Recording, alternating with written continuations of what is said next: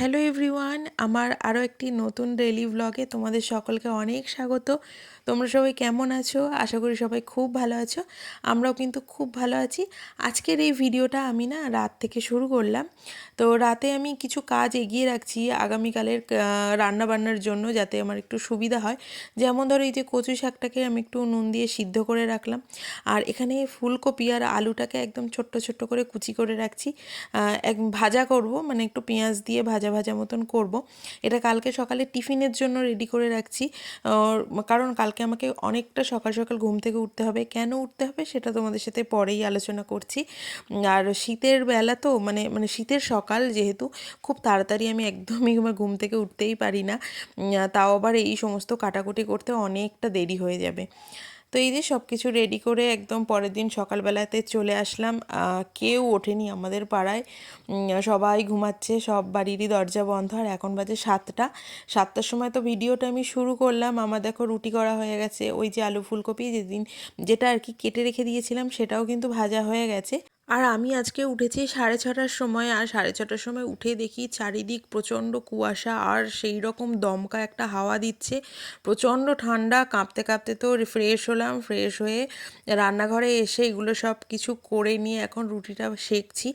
আর বর বেরোবে হচ্ছে 8টার সময়, কারণ আমার বোনকে নিয়ে যাবে এক্সাম সেন্টারে, ওর পরীক্ষা আছে। আর মায়ের পায়ে যেহেতু চোট আছে, মা যেতে পারবে না, ও যাবে। আর আমি এখানে একটুখানি টিফিন দিয়ে দিচ্ছি, যে সারাদিনের নামে যে বেরোবে। বর তো কিছু খেয়ে যাচ্ছে এখান থেকে, আর বোনও খেয়ে যাবে বাড়ি থেকে, কিন্তু সেই 2-3টে পর্যন্ত না খেয়ে থাকবে। তার থেকে ভালো অল্প কিছু একটুখানি খেয়ে নেবে। আর সেই জন্যই আর কি টিফিনটা আমি রেডি করে দিলাম। আর এখানে বরেরকেও আর কি দিয়ে দিচ্ছি, একটু লাল চা করে দিলাম, আর দুটো রুটি আর ফুলকপি আলুর তরকারিটা দিয়ে দিলাম। তো এখন 7:30 বেজে গেছে, আমার বর স্নানে গেছিলো, আর আমি ওদিকে দরজা জানলাগুলো খুলে দিলাম। বাইরে তো প্রচণ্ড হাওয়া দিচ্ছে, কিন্তু না খুললেও নয়, সারাদিন দরজা টরজাগুলো বন্ধ থাকে তো কেমন একটা যেন ভ্যাপসা গন্ধ মতন লাগে। আমার তো একদম ঘরে আলো বাতাস না ঢুকলে একদমই ভালো লাগে না। তো যাওয়ার পর আমি বিছানাটা তুলে নিলাম, ভালো করে ঝেড়ে টেড়ে নিলাম, দরজা জানলা ওই যে সবই খুলে দিয়েছি। আজকে মানে অনেক দিন পর এত সকালবেলায় উঠলাম, আর সত্যি সকালবেলা উঠলে না খুব ভালো লাগে। ওঠা হয় না, ওই কুড়েমি করে আলসেমি করে, ঠান্ডার জন্য একদমই ওঠা হয় না।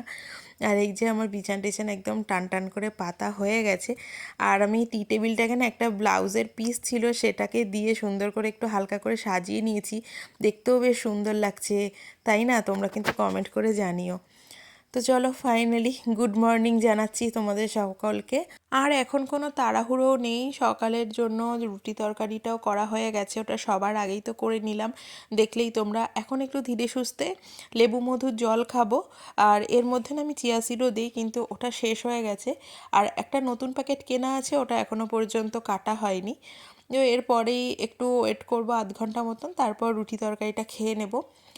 আর আজকে রান্না করব তো কচুর শাক। গতকাল রাতেই তো তোমাদেরকে দেখালাম যে সিদ্ধ করে রেখে দিয়েছি, এইভাবে একটা ভারী জলের বোতল, এই জলের একটা ডেচকি চাপা দিয়ে রেখেছি। আর এখানে আমন্ড ভিজিয়ে রেখেছি, আমন্ডটাও খাবো। আর বরের জন্য আমন্ড ভিজিয়েছি, কিন্তু দিতে এত তাড়াহুড়োর মাঝখানে না দিতেই ভুলে গেছি। আর এই যে দেখো, ওইভাবে ভারী কিছু দিয়ে চেপে রাখায় এতটা পরিমাণে সারা রাতে জল বেরিয়েছে। আজকে তো রান্না করব কচুর শাক ছোলা দিয়ে নিরামিষভাবে, আর করব হাঁসের ডিমের কারি। তো হাঁসের ডিমের কারিটা যেভাবে রান্না করব সেটা তোমাদের সাথে শেয়ার করছি। এটা আমি একদমই নতুন, মানে একদম প্রথমবার করব। হাঁসের ডিম এর আগে আমি রান্না করিনি, যতবার খেয়েছি মায়ের কাছে খেয়েছি, মানে তাও বহু কাল আগে। কারণ একবার না আমার হাঁসের ডিম খেয়ে প্রচণ্ড অ্যালার্জি হয়ে গেছিলো। তো তারপর থেকে ভয়ে আর খাই না, তাও মোটামুটি 8-9 বছর হয়ে গেছে। সেই 8-9 বছর পরে এই প্রথম আমি নিজে হাতে রান্নাও করছি আর খাবো। কিন্তু আমার হাঁসের ডিম খুব একটা ভালো লাগে না, আমার বরের আবার ভীষণ পছন্দ হাঁসের ডিম। তো দেখো, প্রথমে তো তেলে গোটা গরম মশলা, জিরে, শুকনো লঙ্কা সব ফোড়ন দিয়ে পেঁয়াজটাকে ভেজে নিয়েছি। এরপর একটুখানি পেঁয়াজ আর একটা গোটা টমেটো পেস্ট করে তাতে দিয়ে দিয়েছি, দিয়ে একটু ভালো করে কষিয়ে নিয়েছি। এরপর আদা আর রসুনের পেস্টটাকেও দিয়ে দেবো আর কি, দিয়ে ভালো করে কষাবো তেল ছেড়ে আসা পর্যন্ত। তারপর যে মশলাগুলো আছে, গুঁড়ো মশলা, হলুদ, জিরে, ধনে, তারপর হচ্ছে কাশ্মীরি লঙ্কার গুঁড়ো কালারের জন্য। আর এমনিতেও আমি দেখলেই যে কাঁচা লঙ্কা দিয়েছি, আমরা না শুকনো লঙ্কা খাই না, খুব রেয়ার, মানে ভীষণই কম। খুব যদি খেতে ইচ্ছে হয় শুকনো লঙ্কা তখন খাই, তাও ওই দোকান থেকে 5 টাকার পাতা কিনে নিয়ে আসি, কিনে এনে খাই, ধরা থাকে না। তো আমি কাঁচা লঙ্কা দিয়েই করি। আর তারপরে দেখো জল দিয়ে খুব ভালো করে কষিয়ে নিয়েছি। আর এভাবে না একটা বাটির মধ্যে ডিমটাকে নিয়ে কুসুমটাকে আর কি ফ্যাটাইনি, ওইভাবেই এর উপরে দিয়ে দিয়েছি, মশলাটার উপরে তোমরা যেভাবে দেখলে, দিয়ে একটা ঢাকা চাপা দিয়ে দিয়েছি। এবার যেরকমভাবে পোচটা হয় দেখো, 5 মিনিট পর তুললে এরকম মানে পোচের মতন হয়ে গেছে। এরপর খুব আস্তে করে একটু ভেঙে দিয়ে, মানে ওই যে জুড়ে গেছিলো 2টো ডিম, ওইটা একটুখানি কেটে দিয়ে এটাকে ভালো করে উল্টে নেব। উল্টে নিয়ে আরও একটুখানি কিছুক্ষণ ঢাকা দিয়ে রাখবো, তাহলে ভালোভাবেই রান্নাটা হয়ে যাবে। আর এখানে 3 জনের জন্য 3টে করেছিলাম, কিন্তু আরেকটা না ওই পোচ করতে গিয়ে কুসুমটা, মানে এটার কুসুমটা হাঁসের ডিমের এতটাই বড় হয়, কুসুমটা না ফেটে গেছে। তো যার জন্য আমি ওটাকে আলাদা করে অমলেট করে তবেই আর কি দিয়েছিলাম। কিন্তু বিশ্বাস করো তরকারিটা মানে জানি না কেন, হয়তো মানে আমার খুব একটা পছন্দ নয় বলে সেরকম ভালোবেসে রান্না করতে পারিনি, এতটা বাজে হয়েছিল খেতে। তো তারপর থেকে মনটাই খারাপ হয়ে গেছিলো বলে আমি আর কোনো রকম ভিডিও আর বানাইনি। এটা হচ্ছে একদম সন্ধেবেলার ভিডিও। এখন যাচ্ছি পাশের বাড়িতে, কালী পুজো আছে, ওখানে আমাদের নিমন্ত্রণ আছে, আমাদের বাড়ির সবার আছে, কিন্তু মায়ের যেহেতু পায়ের অপারেশন, পায়ের ব্যথা, অতটা দূর হেঁটে যেতে পারবে না, তো সেই জন্য মা যাবে না, মায়ের জন্য প্রসাদ নিয়ে আসবো। আর আমি দেখো এই একটা হলুদ কালারের কুর্তি পরে নিয়েছি, আর এই চাদরটা আর কি গায়ে দিয়ে নেব, বাইরে তো। আর দেখো চলে এসেছি পুজোর এখানে। আমরা তো যেতে পারবো না ঠাকুরের কাছে, তো সেই জন্য দূর থেকেই মাকে দর্শন করে নিলাম। আর এখানে এই যে দিদি গান গাইছে, এই দিদির বাড়িতেই পুজো। আর দিদি খুব ভালো মানে বাউল গান করে, মানে কীর্তন করে খুব সুন্দর। তো দিদি আর কি কিছুটা কীর্তন করছিল, চলো তোমাদেরকে কিছুটা আর কি শোনাই।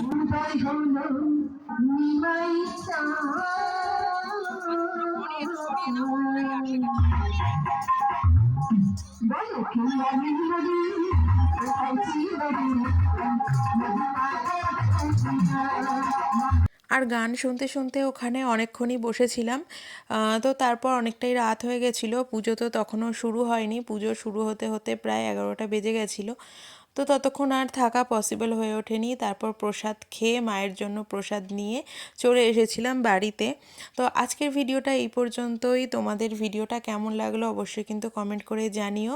দেখা হচ্ছে নতুন আরেকটি ব্লগে। টাটা।